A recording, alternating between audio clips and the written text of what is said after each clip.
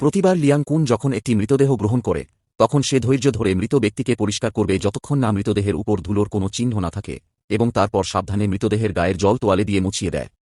যেহেতু লিয়াংকুনও একজন বিখ্যাত মর্গকর্মী, তাই মৃত ব্যক্তির পরিবারের সদস্যরা আশা করে যে লিয়াংকুন তাদের শেষবারের মতো বিদায় জানাতে সাহায্য করতে পারবে।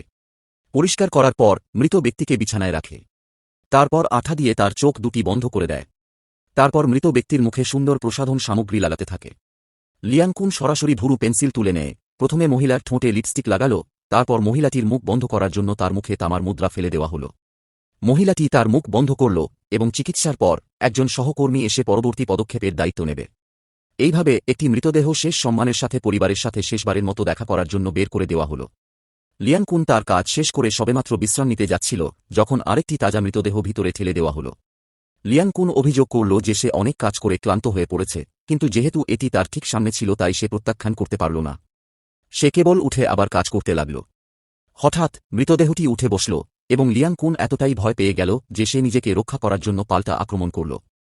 সে আশা করেনি যে এটা তার বন্ধুর একটা নিছক রসিকতা ছিল। দেখা গেল যে তারা বাজি ধরেছিল যে যদি তারা লিয়াংকুনকে ভয় দেখাতে পারে তবে তারা তাকে 200 ইয়েন দিবে। তার বন্ধুর সফল মুখ দেখে লিয়াংকুন পরাজয় স্বীকার করল এবং টাকা দিল, কিন্তু তার বন্ধু আজকের রাতের খরচ বহন করল।